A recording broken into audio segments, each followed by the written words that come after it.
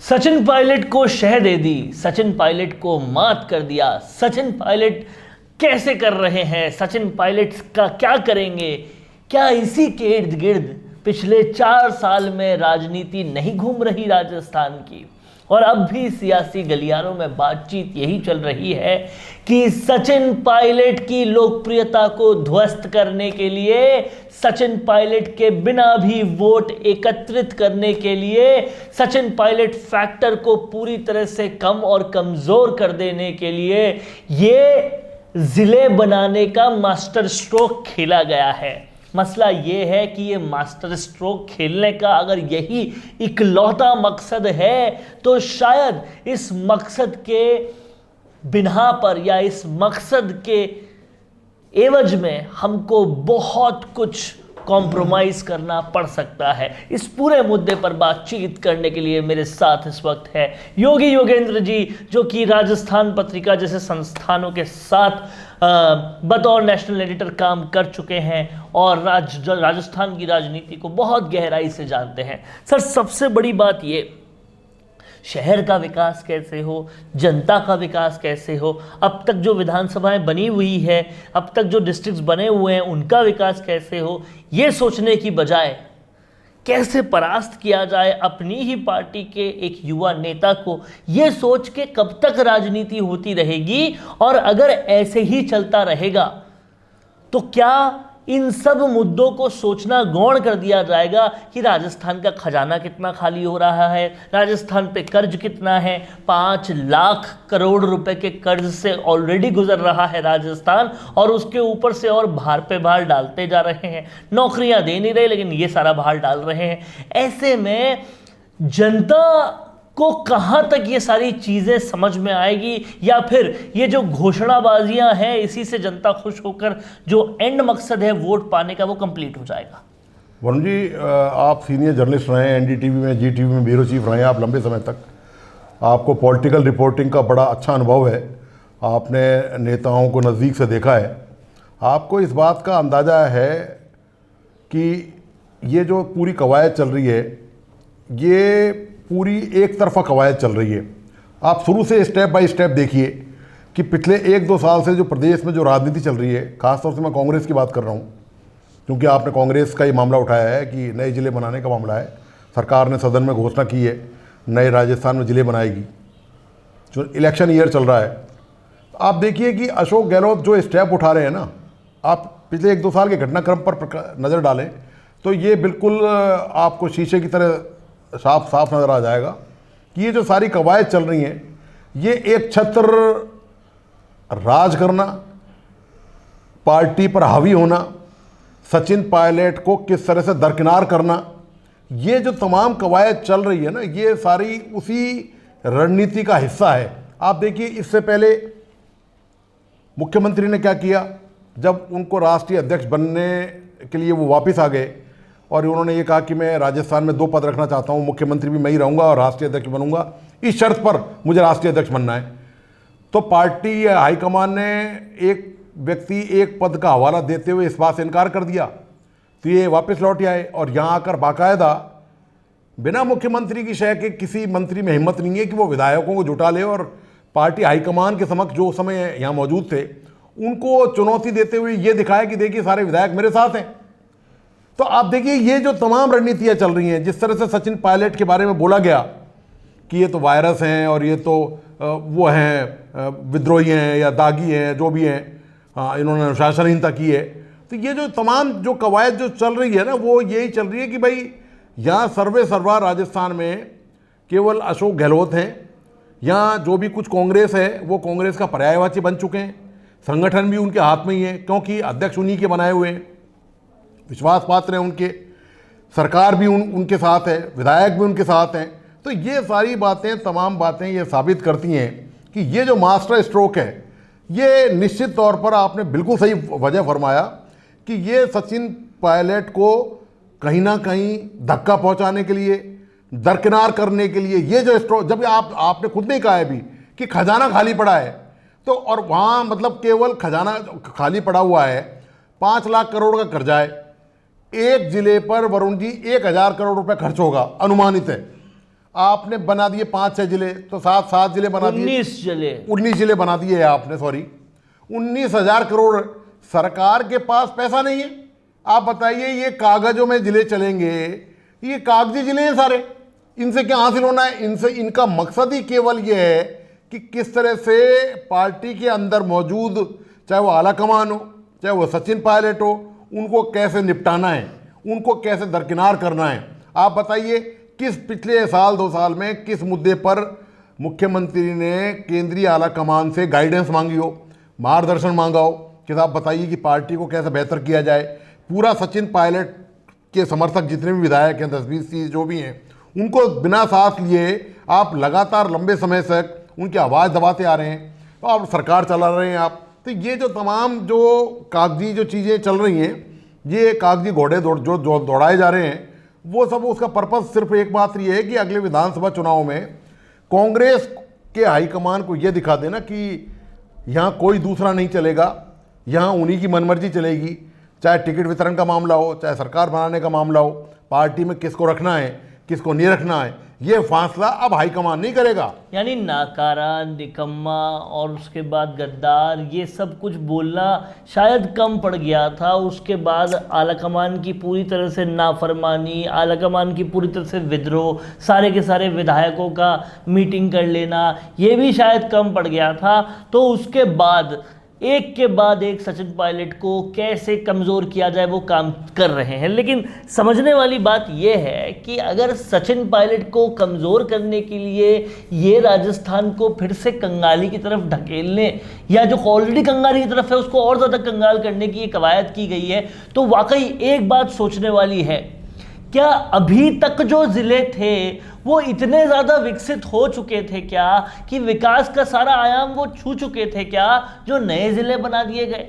आपको समझने वाली बात यह होगी कि आज तक भी कई ज़िले, कई गांव ऐसे हैं जहां ना बिजली है, ना एम्बुलेंस है, ना बुनियादी सुविधाएं हैं। उनके विकास पर कंसंट्रेट करने की बजाय यहां ज़िले बढ़ाए जा रहे हैं। एक ज़िले के बढ़ने का मतलब है कि वहां फिर से कलेक्ट्रेट भी नहीं बनेगी, वहां ज़िला अस्पताल भी नया बनेगा, वहां का एसपी भी नया बनेगा, वहां और भी ढेरों सारी चीज़ें बनेंगी। इस तरीके से पैसा झोंक देना, तो कहीं ना कहीं तो वो पैसे का भार जनता पर ही आएगा ना। पेट्रोल की आज बात करें तो वो भारत में दूसरा जो सबसे महंगा राज्य है पेट्रोल का, वो राजस्थान है एमपी के बाद। यहाँ पर आबकारी नीतियों की बात करें तो हद से ज़्यादा जो है वो बहुत ज़्यादा लूट मची हुई है। तो कहीं ना कहीं ये भार तो आम आदमी पर ही पड़ रहा है। और अगर ये सारी कवायद सचिन पायलट के लिए की जा रही है तो समझने वाली बात ये है कि आम आदमी की, जनता की नहीं सोची जा रही, सोची जा रही है कि क्यों सचिन पायलट की लोकप्रियता बढ़ रही है भाई, क्यों उनको केंद्र आलाकमान बार बार हर इलेक्शन के लिए हर स्टेट में बुलाता है, जिस भी स्टेट में बुलाता है वहाँ पर भीड़ लग जाती है, चर्चाएं हो जाती है, जनता आ जाती है उनकी बात सुनने के लिए। कोई सरकारी मशीनरी नहीं लेकर भी वो इतनी बड़ी किसान सभाएं कर लेते हैं। उनके करिश्मा को ख़त्म करने की कोशिश अगर इन घोषणाओं से हो जाती, तो बयानवीर तो आप थे ही, घोषणावीर भी आप बन जाते, तो क्या उससे जनता को कोई फायदा होता? ये वाकई सोचने वाली बात है और समझने वाली बात है।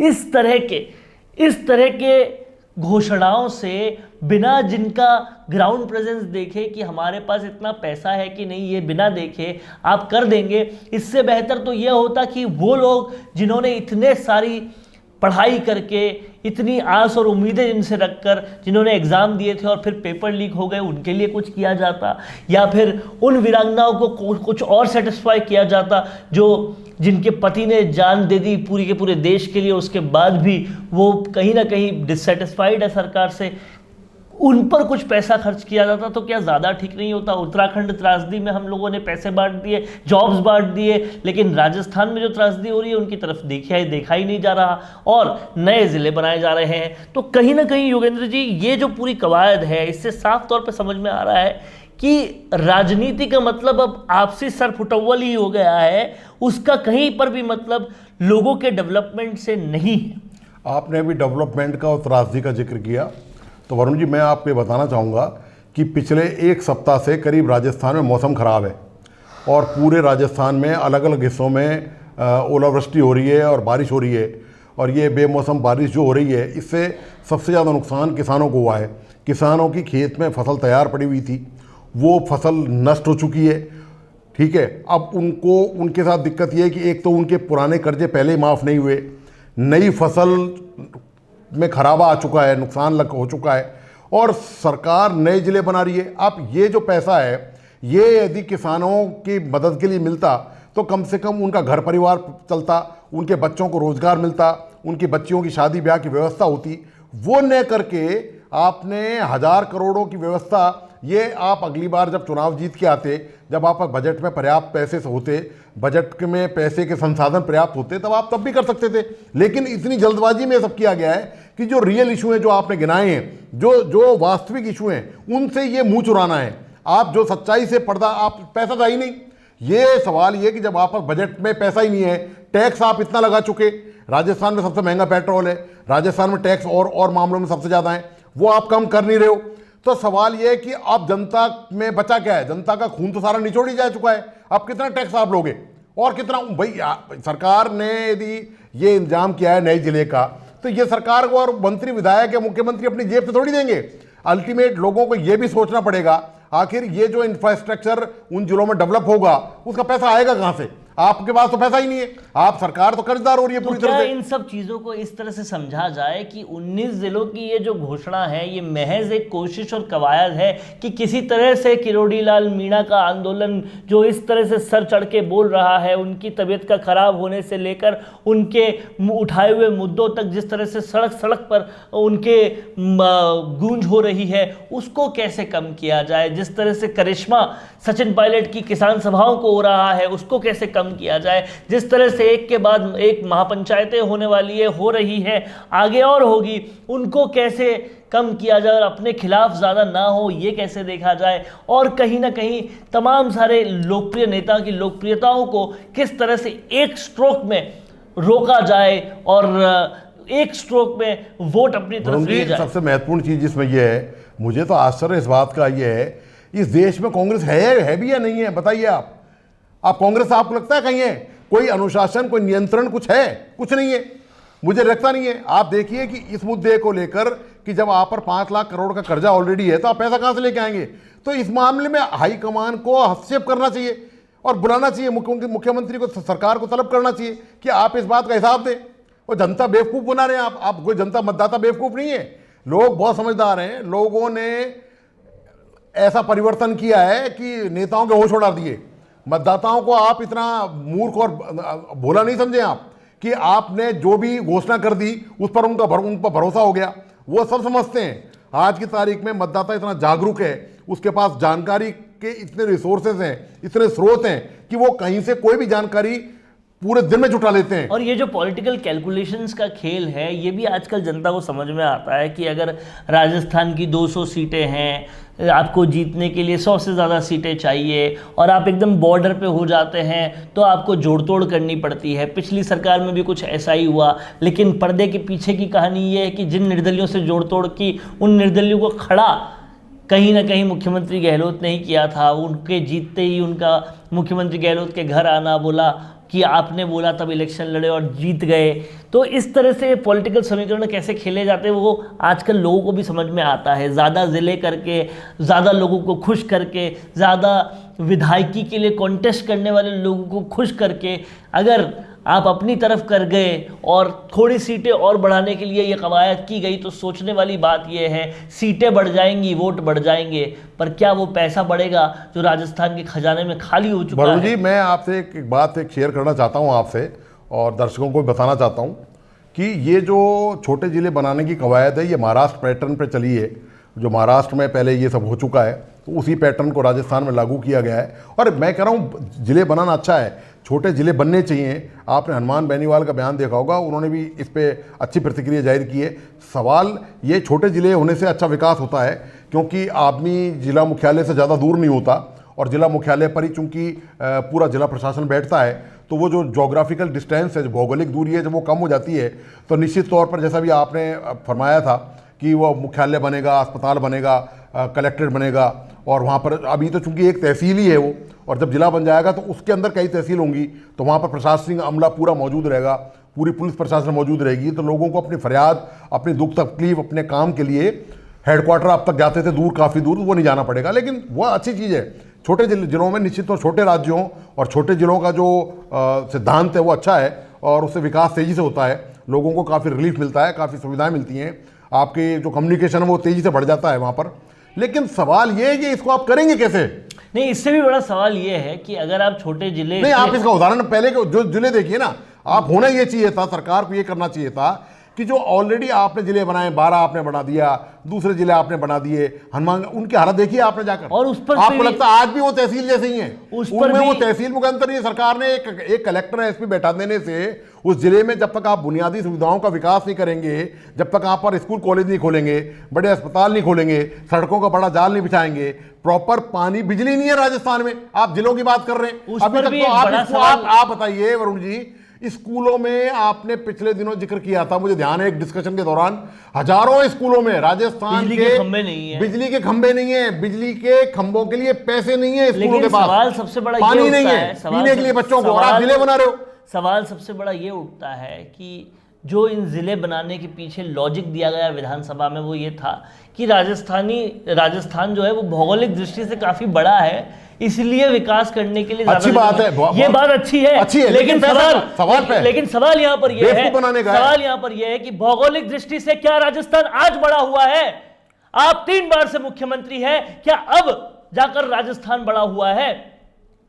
आपको समझना इस बात को पड़ेगा कि आखिरी मोमेंट पर जब राजस्थान के पास पैसा नहीं है वोट पाने के लिए, ये करना कितना सही है? 19 जिले एक साथ बनाना कितना सही है? क्या आप इतने लंबे टेन्योर, 3 बार आपको मुख्यमंत्री यानी कि 15 साल मुख्यमंत्री बनने का अवसर यहां पर मिला, क्या आप 4-4 करके जिले नहीं लॉन्च कर सकते थे? आपको आखिर में एकदम जब नई सरकार आने की कवायद है, काम पूरा होने तक नई सरकार आ जाएगी, क्या आपको वही टाइम मिला था ये सब कुछ करने को? क्या राजस्थान आज ही बड़ा हुआ है? क्या एकदम से ये कोई बच्चा है जो अभी 5 साल का था और अब 10 साल का हो गया है? नहीं, सवाल ये कि आपने 1000 करोड़ 2000 करोड़ दिए 19 जिलों में, 2000 करोड़ रुपए ऊंट के मुंह में जीरा के बराबर, और 1 साल चुनाव, और 1 साल से भी कम, अब इलेक्शन ईयर में एक चुनाव में 1 साल से कम रह गया है, तो उससे पहले तो आचार संहिता लग जाएगी। तो ये आप जिले का वो जो इनको मूर्त रूप देंगे जिले बनाने की कवायदों को, तो वो क्या 1 साल में बन के तैयार हो जाएंगे? आने वाली सरकार के पाले में गेंद डालने वाली बात यह है, और ये इशू को इस तरह से लटकाने वाली बात है। घोषणा वीर भर के घोषणा तो कर दी, लेकिन वो घोषणा का धरातल क्या होगा ये किसी को कुछ नहीं पता। वैसे ही जैसे अनाउंस तो कर दिया कि नौकरी लगेगी, लेकिन सिस्टम नहीं बनाया कि पेपर लीक ना हो, नौकरियां सच में लग जाए। हमने तो घोषणा कर दी थी, लेकिन हो नहीं पाया कि कुछ भी। एसओजी में हमने ऐसे लोग बैठा दिए जो रिश्वत लेते रहते हैं, बोलते हैं ऊपर तक देनी पड़ती है। अरे जब आपके सिस्टम्स ही ठीक नहीं है इंप्लीमेंटेशन के, तो घोषणा करके होगा क्या? और राजस्थान भौगोलिक दृष्टि से आज बड़ा नहीं हुआ है। एक साथ इतना बड़ा भार डालना कहां तक सही है, या सिर्फ ये वोट लेने की कवायद है? ये वाकई बहुत बड़ा सवाल है, और ये सवाल अब जनता भी पूछेगी, राजस्थान का चप्पा चप्पा भी पूछेगा। देख रहे हैं आप लोग राजस्थान संवाद। कैसा लगा आपको ये वीडियो? हमें कमेंट करके ज़रूर बताइएगा। इसलिए विश्लेषण हम आपके लिए लगातार लाते रहेंगे। किन विषयों पर आपको और विश्लेषण चाहिए हमें कमेंट बॉक्स में ज़रूर बताएं। देखते रहिए राजस्थान संवाद। नमस्कार। बड़ी राजनीतिक पार्टी का टिकट चाहते हैं और उस टिकट से जीतकर नेता बनने का भी इच्छा रखते हैं, लेकिन प्रचार के लिए अभी भी वार त्योहार के पोस्टर बनाने का पुराना तरीका ही अपना रहे हैं। राजनीतिक प्रचार के लिए पोस्टर हुआ पुराना, वीडियो इंटरव्यू का है जमाना।